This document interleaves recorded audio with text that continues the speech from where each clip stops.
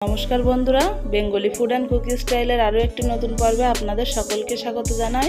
বন্ধুরা, আজকে দেখুন আমি খিচুড়ি রান্না করব, আর খিচুড়ির সঙ্গে রান্না করব পেঁয়াজি আর বাটা মাছ ভাজা। আপনারা পুরো ভিডিওটা একটু স্কিপ না করে দেখুন, আশা করি আপনাদের খুবই ভালো লাগবে।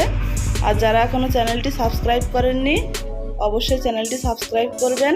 তাহলে চলুন রান্নাটি শুরু করি। এখানে আমি দেখুন মিনিকেট চাল নিয়েছি খিচুড়িটা রান্না করার জন্য, আর নিয়েছি দু রকম ডাল, মসুর ডাল নিয়েছি আর নিয়েছি মুগ ডাল। এই দু রকম ডাল দিয়ে আজকে খিচুড়িটা রান্না করব। এখন আমি সবজিগুলো সব কেটে নেব। প্রথমে কেটে নিচ্ছি কুমড়ো।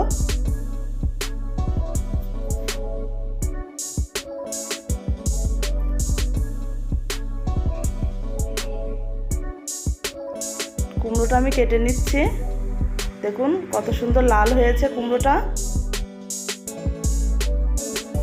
এরকম ছোট ছোট টুকরো করে কেটে নেব।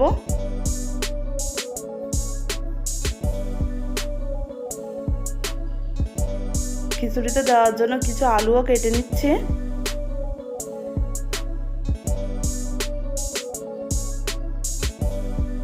কুমড়ো সাইজের করে আলুগুলো কেটে নিয়েছি। এখানে নিয়েছি গোটা জিরে, গোটা ধনে আর গোলমরিচ শুকনো খোলায় ভেজে নেব।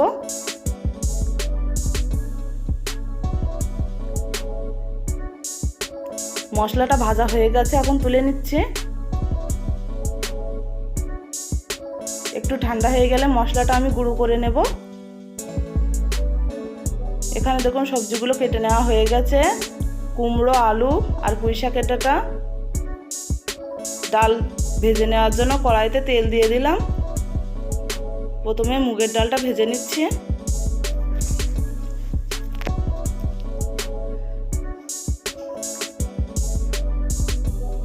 ডাল ভাজা হয়ে গেছে, এখন তুলে নেব।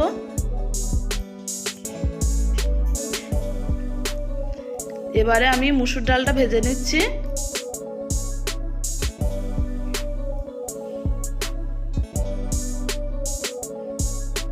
মুসুর ডালটা কিন্তু না ভাজলেও হয়, কিন্তু ভাজলে এর গন্ধটা খুব সুন্দর আসে, সেজন্য ভেজে দিলাম। এবারে সবজিটা চাপানোর জন্য কড়াইতে তেল দিয়ে দিলাম। তেল গরম হয়ে গেছে, ফোড়নে দিয়ে দিলাম 5 ফোড়ন আর 2টো তেজপাতা। দিয়ে দিচ্ছি চিরা কাঁচা লঙ্কা। এবারে সব সবজিগুলো দিয়ে দেবো।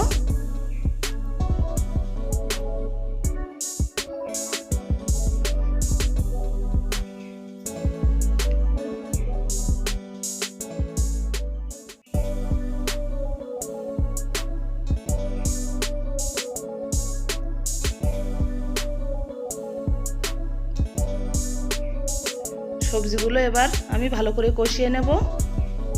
এর মধ্যে দিয়ে দিচ্ছি লবণ। লবণ দিয়ে কিছুক্ষণ নাড়াচাড়া করে নেব। এবারে দিয়ে দিচ্ছি ভেজে রাখা ডালগুলো। ডাল দিয়ে একটু ভালো করে মিশিয়ে নিচ্ছি। এবারে সবশেষে দিয়ে দিলাম হলুদ গুঁড়ো। হলুদ গুঁড়োটা দিয়ে নাড়াচাড়া করে নিয়েই এবারে জল দিয়ে দিলাম।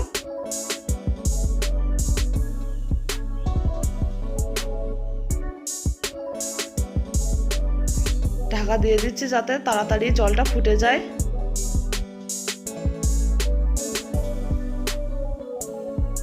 তরকারিটা কিন্তু খুব সুন্দরভাবে ফুটে গেছে।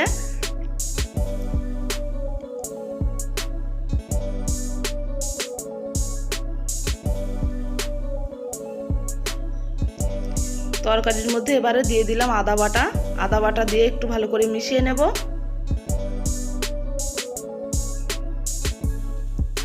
আর এই পাশে আমি দেখুন একটা হাঁড়িতে ভাতের জন্য জল বসিয়ে দিয়েছি। জল গরম হয়ে গেছে, এখন চালটা দিয়ে দিচ্ছি। চালটা আমি ধুয়ে রেখেছিলাম।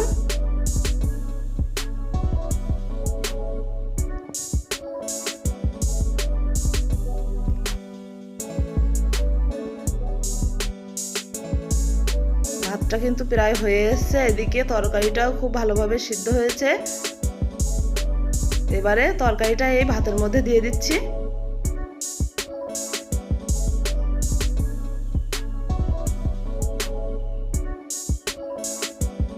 এবার সব কিছু ভালো করে মিশিয়ে নেব। আগে একটু লবণ দিয়েছিলাম, আবারও একটু দিয়ে দিলাম। এবারে ঢাকা দিয়ে দেবো। ওপর থেকে কয়েকটা কাঁচা লঙ্কা দিয়ে দিয়েছি।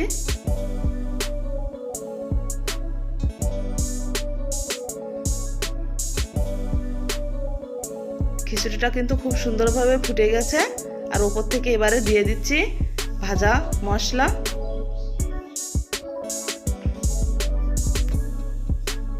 মশলাটা একটু খিচুড়ির সঙ্গে ভালো করে মিশিয়ে নেব।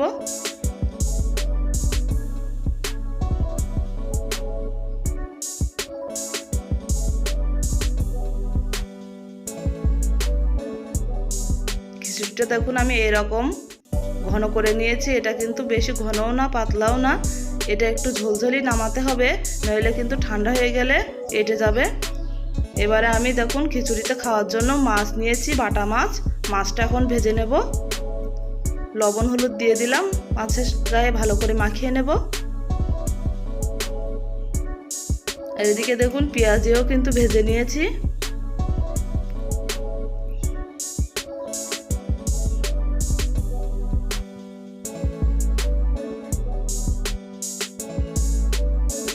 পেঁয়াজিগুলো সব ভাজা হয়ে গেছে, তুলে নিচ্ছি। এবার ওই তেলে আমি বাটা মাছটা ভেজে নেব। লবণ হলুদ মাখিয়ে রেখেছিলাম, এখন তেলের মধ্যে দিয়ে দিলাম।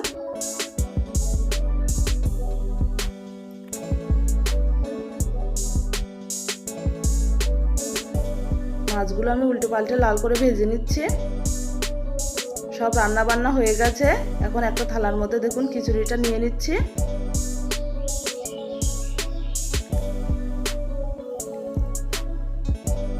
এবারে একটা মাছ ভাজা আর পেঁয়াজি দিয়ে দিলাম। আজকে এই খিচুড়িটা বাটা মাছ ভাজা আর পেঁয়াজি দিয়ে খাওয়া হবে। বন্ধুরা, আজকে এই খিচুড়ি রেসিপি আপনাদের কেমন লাগলো অবশ্যই কমেন্ট করে জানাবেন।